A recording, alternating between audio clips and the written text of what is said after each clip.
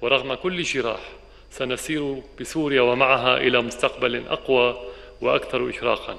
سنسير إلى الأمام، لن يخيفنا رصاصهم، لن يرهبنا حقدهم، لأننا أصحاب حق، والله دائما وأبدا مع الحق. والسلام عليكم ورحمة الله.